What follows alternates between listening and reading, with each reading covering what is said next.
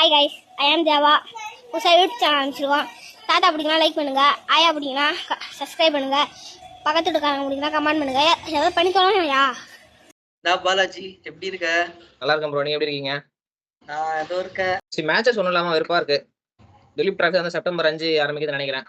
நாளைக்கு தேர்ஸ்டே ஆரம்பிக்குது. Bangladesh test match பாத்தியா? சூப்பர் ஆடிதாங்க பங்களாதேஷ். ஷாண்டோ கேப்டன்சில வந்துட்டு அடிச்சு நோக்கிட்டாங்க. ஹிஸ்டரி மேட் பண்ணிட்டாங்க. அதுக்கப்புறம் நாயகன் டான்ஸ் தான். பயங்கரமா லிட்டன் தாஸ், மெஹதி ஹசன், ஷாண்டோ ஆடினாங்க. அப்புறம் ஐபிஎல் பத்தி என்ன பேச சொல்லு. என்ன சொல்றது, இப்போ லாஸ்ட் டைம் வந்துட்டு ஆர்சிபி பத்தி சொல்லியிருந்தோம். 4 ரிட்டன்ஷன்ஸ் நம்ம ப்ரெடிக்ஷன்ல. நான் அபிஷியலா வரல, ஜஸ்ட் அவர் ப்ரெடிக்ஷன். நடக்கலாம் நடக்காமலும் போகலாம். இப்போ இன்னைக்கு எந்த டீம் பத்தி பேசலாம்? மும்பை பத்தி பேசுவோமா? மும்பை பல்டான்ஸ். ஓகே சரி, நான் என்னோட ப்ரெடிக்ஷன் சொல்லிடவா? ஃபர்ஸ்ட் மும்பைல Hardik Pandya, Jasprit Bumrah, Suryakumar Yadav, Ishan Kishan. These are my 4 predictions. ஏன் நான் ரோஹித் சர்மா சொல்லலை அப்படின்னா, ரோஹித் சர்மா ஆடுற மாதிரி இருந்துச்சு அப்படின்னா அவங்க இன்னொரு டீமோட கேப்டனா இருந்தவரை கூப்பிட்டு வந்து நம்மளுடைய கேப்டன்சில இருந்து தூக்கி கொடுத்துருக்கணும்னு அவசியம் கிடையாது. ஓகேவா?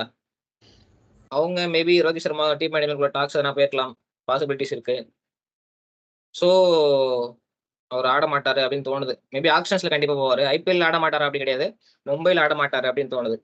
இஃப் இட் இன்கேஸ் ரோஹித் கண்டிப்பா ஆடுற மாதிரி இருந்துச்சு அப்படின்னா என்னோட ரிட்டர்ன்ஸ்ல வந்து ரோஹித் உள்ள, இஷான் கிஷன் இல்ல. உங்க ரிட்டன்ஷன் சொல்லுங்க, உங்க 4 ரிட்டன்ஷன். அதேதான், ரோஹித் சர்மா இருந்தா maybe 4. In case Rohit Sharma இல்லனா இஷான் கிஷன்.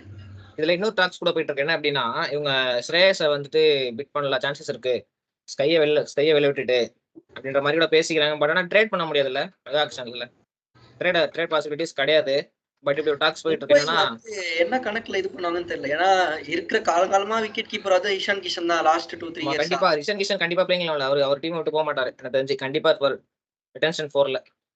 ஏன்னா டாப் ஆர்டர் பேட்ஸ்மேன். சூரியகுமார் அதை விட்டு எடுக்க பார்க்கலாம்னு நினைக்கிறேன். யாரு? ஸ்கையை. Correct maybe. ஆமா, ஸ்கையை விட்டுடு. அப்புறம் யார் ரிட்டன்ஷன் பண்ணுவாங்க? 4 பேரை ஸ்கையை விட்ட விடுற மாதிரி இருந்துச்சு. இன்னொரு ரிட்டன்ஷன் யாரு அங்கத்துல ஒரு இன்ஸ்டாகிராம்ல யார் இருப்பாங்க நினைக்கிறேன். போயிட்டு இருப்பாருன்னு தோணுது என்ன கேட்டா. இன்கேஸ் ரோஹித் ஆடலனா 4 ரிட்டன்ஷன் பண்ணுவாங்க. இன்கேஸ் ரோஹித் ஆட மாதிரி இருந்ததுன்னா இஷான் கிஷன் வச்சுக்கிட்டு சூரியகுமார் அதை விட்டு எடுக்க பார்ப்பாங்க. கையை விட்டு எடுக்க ட்ரை பண்ணுவாங்கன்னு சொல்றேன். இன்கேஸ் அப்படி சூரியகுமார் அதை கஷ்டம் எடுக்க முடியாது. ஏன் கண்டிப்பா நீ சொன்ன மாதிரி பஞ்சாப் கண்டிப்பா போக சான்சஸ் இருக்கு. கண்டிப்பா அவங்க எதனா ஒரு பிளேயர்ஸ் மும்பைல இருந்து கண்டிப்பா யாரோ ஒருத்தவங்க வெளில வர போறாங்க சொல்லிட்டு தெரியும், யாருக்குமே தெரியும். அதே மாதிரி வந்து அது ரூமரா உண்மையான்னு தெரியல, ஸ்கை தான் மும்பை கேப்டன்ன்றாங்க. ஹர்திக் பாண்டியா எதுக்கு எடுத்தாங்கன்னா அடுத்த மும்பை வளர்றதுக்காக ஹர்திக் பாண்டியா எடுத்தாங்க. அது என்ன கதை? வளர்றதுக்காக மும்பை உள்ள வளராம இருந்துச்சா? வளராம தான் 5 டிராஃபி அடிச்சதா? அது மேட்ச் மட்டும் தான் கேட்கணும்.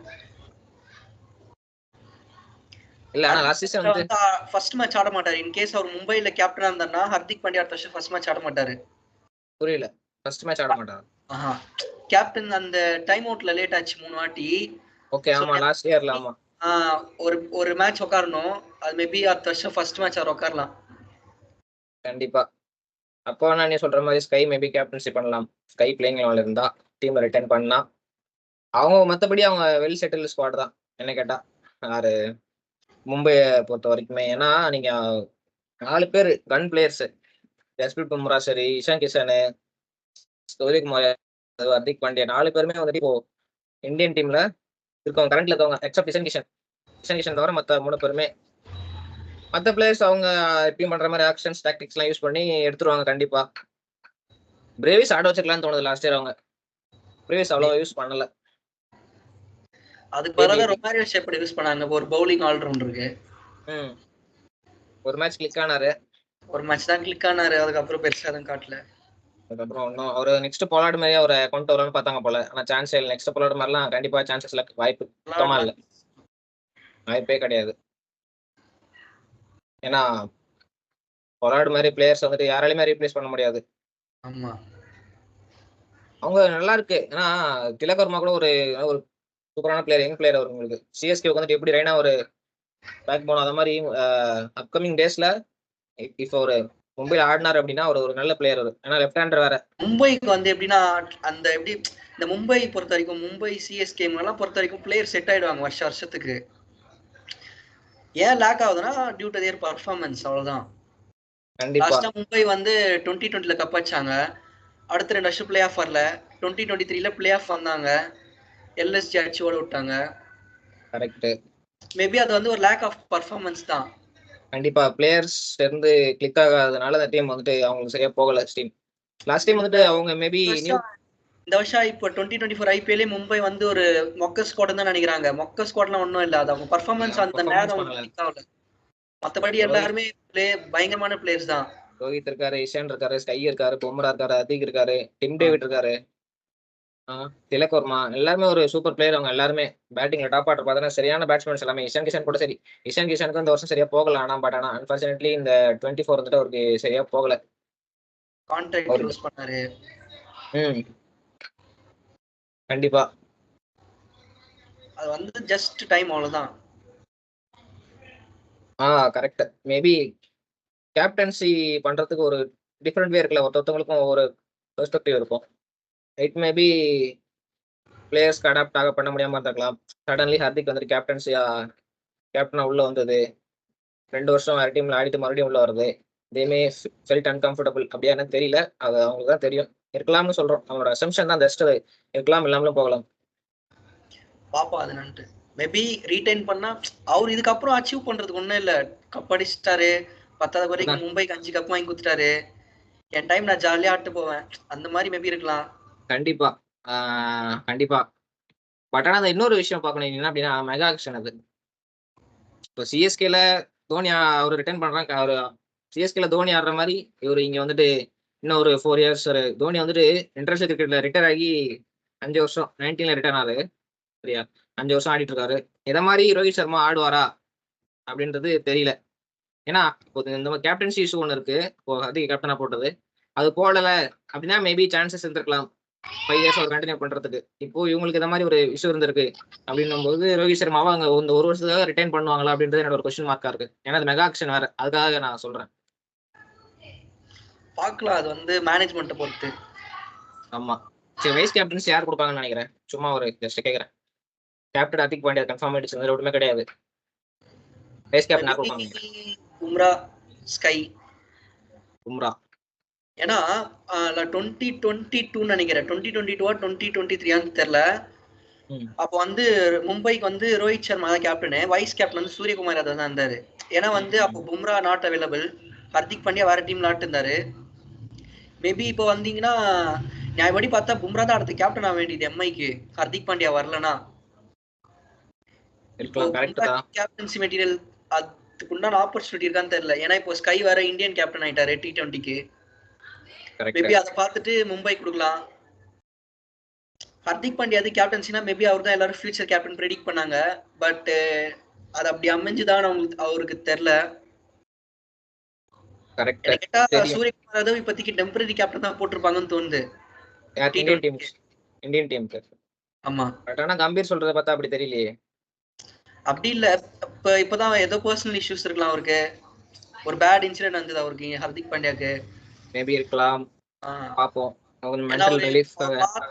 T20 மட்டும் தான் ஆடினார், ஓடி அவர் பேரே இல்ல அதுல. மேபி அந்த இஷ்யூஸ்ல போயிருக்கலாம். தெரியும் சூர்யா பர்மனன்ட் கேப்டனா இல்ல ஹர்திக் பர்மனன்ட் கேப்டனா T20க்கு. மும்பை இந்தியன்ஸ் வந்து அப்படி ஸ்ப்ளிட் பண்ண மாட்டாங்க, T20க்கு தனியா, ஒன் டேக்கு தனியான்ட்டு. ஒயிட் பால் ஒரு கேப்டன், ரெட் பாலுக்கு ஒரு கேப்டன், அப்படிதான் வைப்பாங்க எனக்கு தெரிஞ்சு. பாத்துட்டோமே ப்ரோ, லாஸ்ட் ஒரு 6 to 7 இயர்ஸ்ல எத்தனை கேப்டன்சின்னு சொல்லிட்டு எத்தனை கேப்டன்சி மாறிட்டாங்க. பாப்போம் என்ன நடக்கும் தெரியல. சரி, மும்பை இந்தியன்ஸ் வந்துட்டு அவ்வளவு பெரிய இஷ்யூவா இருக்காதுன்னு நினைக்கிறேன் ஆக்ஷன்ஸ்ல என்ன கேட்டா. ஏன்னா அவங்களுக்கு வந்துட்டு தெரியும், ஏன்னா அவங்க வந்துட்டு ஒரு தப்பு பண்ணிட்டாங்க. என்ன அப்படின்னா விளையாடாத பிளேயருக்கு வந்துட்டு ஒரு 9 crore கிட்ட 9 or சம்திங். ஆர்ச்சர் எவ்வளவு எடுத்தாங்க சரியா ஞாபகம் இல்ல.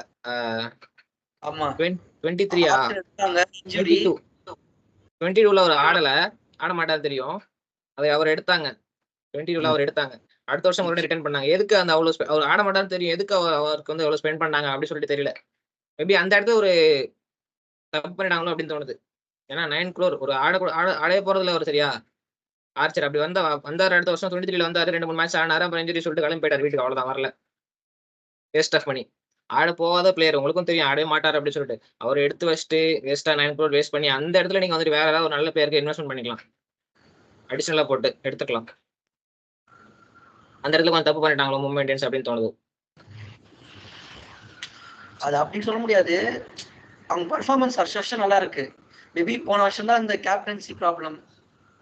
கரெக்ட், கன்சிஸ்டன்டா இருந்திருக்காங்க, 5 டிராஃபி வின் பண்ணிருக்காங்க. அதுவும் சிஎஸ்கேனா சொல்ல தேவையில்ல, சட்டை கழித்து சண்டை போடுவாங்க அந்த மாதிரி டீம் மும்பை இந்தியன்ஸ். எப்படி சிஎஸ்கேக்கு ஒரு ரைனா இருந்தாரோ அந்த மாதிரி அந்த பக்கம் திலக் வர்மா இருப்பாருன்னு நினைக்கிறேன். இந்த பக்கம் எப்படி மலிங்கா இருந்தாரோ அதே மாதிரி இந்த பக்கம் வந்துட்டு பத்திரனா கண்டிப்பா, அது எந்த டவுட்டுமே கிடையாது. என்ன சரி, ஆக்சுவலி அவங்க எல்லா டீமுமே அவங்களோட ஆல்ரெடி ஆடின பிளேயர்ஸ் தான் வந்து எடுக்க பார்ப்பாங்க. ஆமா, அடிஷனலா வந்துட்டு எதனா 1-2 பிளேயர்ஸ் ஆக்ஷன்ல அவ்வளவு பிரச்சனை வராது.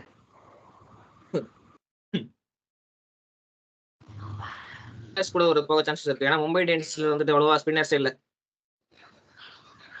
ஸ்ரேயஸ் கோபால், முகமது நபி, பியூஷ் சாவ்லா அவ்வளவுதான். கண்டிப்பா அதுக்கப்புறம் சான்ஸ் இல்ல, ஆட மாட்டாரு. சொல்றேன் இப்போ சிஎஸ்கே என்ன ஜடேஜா, டெலினா அக்சர், எல்எஸ்டினா ரவிபேஷ் நாய், ஓகேவா? அது மாதிரி இவங்க மும்பை இந்தியன்ஸ் வந்துட்டு ஸ்ரேயஸ் கோபால், பியூஷ் சாவ்லா வந்துட்டு ரிட்டையர் ஆகி ரொம்ப நாள் ஆகுது. பட் அந்த அளவுக்கு சொல்றேன், அந்த மாதிரி ஒரு நல்ல ஒரு ஸ்ட்ராங்கான ஸ்பின்னர் வந்துட்டு மும்பை இந்தியன்ஸ்ல இல்ல அப்படின்னு தோணுது. இருந்தாரு, பட் அடுத்த வருஷம் சான்சஸ் கம்மி தான். ஏன்னா விட்டு எடுக்க தான் பார்ப்பாங்க எல்லாரையும் மோஸ்ட்லி. அவங்க டவுன் த ஆர்டர் எப்படி சொல்ற, நம்பர் 4க்கு அப்புறம் they'll be trying for a batsman. Number 4 அந்த நம்பர் 4 நம்பர் 5 அந்த ஸ்லாட்ல ஆடுறது ஒரு நல்ல பேட்ஸ்மேனுக்கு போவாங்க அப்படின்னு தோணுது. இன்னொன்று ஒரு பேட்டிங் ஒரு நல்லா இந்த டீம் டேவிட் அவர் பவுலிங் கூட போடுவாரு, என்ன நடக்கும் தெரியும். மும்பை இந்தியன்ஸ் பத்தி பேசுறதுக்கு ஒண்ணுமே இல்லை ப்ரோ, அவங்க எல்லாம் அடிச்சிட்டாங்க. they have 5 trophies இருக்காங்க. இப்பதான் கல்யாணம் வேற முடிஞ்சிருக்கு அவங்க ஓனருக்கு. ஆமா, ஆனா லாஸ்ட் இயர் வந்துட்டு ஹர்திக் பாண்டியா வந்துட்டு ப்ரூவ் பண்ணிட்டாரு T20 வேர்ல்ட் கப்ல. அவர் தான் ஒரு மெயின் ரீசன் இந்தியா வந்துட்டு கப் அடிக்கிறதுக்கான மெயின் காரணம் அவர் தான். இப்போ one bad day doesn't matter அப்படின்ற மாதிரி தான். லாஸ்ட் இயர் ஐபிஎல் சீசன் சரியா போகல, மேபி அங்க கேப்டன்சி பண்ணிட்டு அங்க என்வரன்மெண்ட் வேற மாதிரி இருந்திருக்கும். பிளேயர்ஸ் கூட அவர் பேசுற விதமா இருக்கலாம், இல்ல அவரு இன்ஸ்ட்ரக்ஷன் கொடுக்குற விதமா இருக்கலாம். வேற ஒரு என்வரன்மெண்ட்டுக்கு மாறும்போது ஆல்ரெடி வேற டீம் ஆடிட்டு இருந்தாரு, ஓகேவா? கேப்டன் ஆடிட்டு பண்ணிட்டு இங்க மேபி அவர் மும்பைல ஆடினவர் தான், அங்க இவங்க டீம் மேனேஜ்மெண்ட் அவங்க எப்படி பேசிருப்பாங்க, அது மேபி ரீசனா இருக்கலாம். அப்போ வந்து டாக்ஸ் என்னன்னா நீங்க வாங்கினாங்க, இவரு தான் கேப்டன்சி கொடுக்க நான் வரேனாரு. சோ அது வந்து ஏன்னா அவர் கேட்டது தப்பே கிடையாது.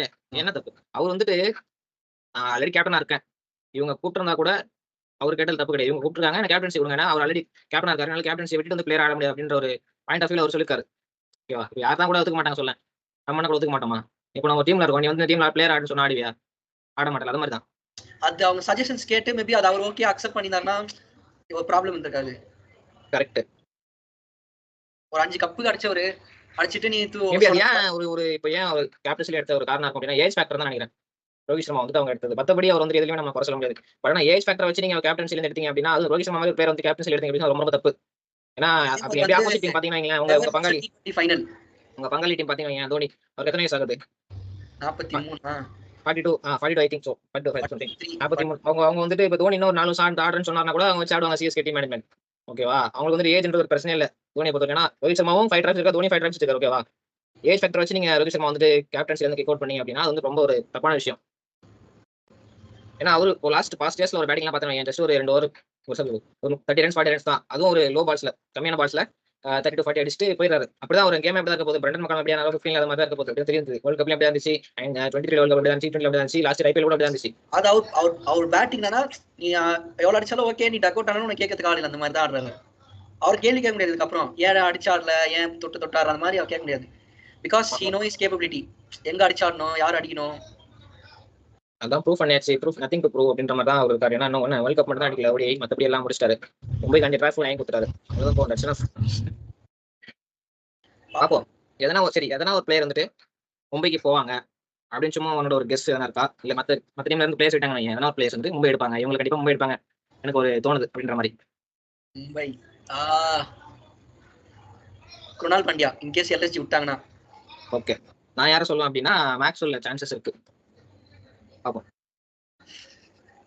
சிரிக்கிறேன் என்னடா போன வீடியோல மேக்ஸ்வெல் ஒன்றும் அடிக்கவே இல்லைன்னு சொன்னா அந்த ஐடியால மும்பை எடுப்பாங்கன்னு சொல்றான் அப்படின்னு சொல்லியா?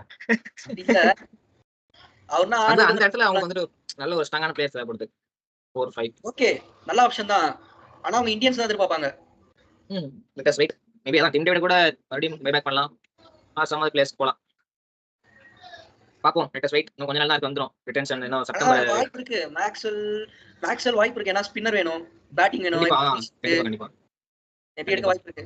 ரொனால் பாண்டியா கூட சான்சஸ் இருக்கு. ஏன்னா ஹர்திக் பாண்டியா அவர் பேக் டு டீம் வந்துட்டாரு. பாண்டியா பிரதர்ஸ் காம்பினேஷன் கொஞ்சம் நல்லா இருக்கும். மும்பை இந்தியன்ஸ் நல்லா ஒர்க் அவுட் ஆயிருக்கு. நல்ல ஒரு பவுலர் வேற. ரொனால் பாண்டியா லாஸ்ட் சீசன் நல்லா போட்டுருந்தாரு. 2 விக்கெட் எடுக்கலாம் கூட டாட் அவர் ஒரு லெஃப்ட் ஆர்ம் ஸ்பின்னர் தான். மேபி வாய்ப்பு இருக்கு. கண்டிப்பா பாப்போம் என்ன நடக்கும்னு சொல்லிட்டு. இன்னும் கொஞ்ச நாள்ல வந்துரும் ரிட்டன்ஷன்ஸ் 4-6 சொல்லிட்டு வந்துரும். இது நம்ம ஜஸ்ட் நம்ம ப்ரெடிக்ஷன் தான். பாப்போம். செப்டம்பர் மிடில் இல்ல செப்டம்பர் 2ல வந்து நினைக்கிறேன். பாப்போம் என்ன நடக்கும்னு சொல்லிட்டு. சரி ஓகே, பாப்போம் இன்னொரு வீடியோல. பை.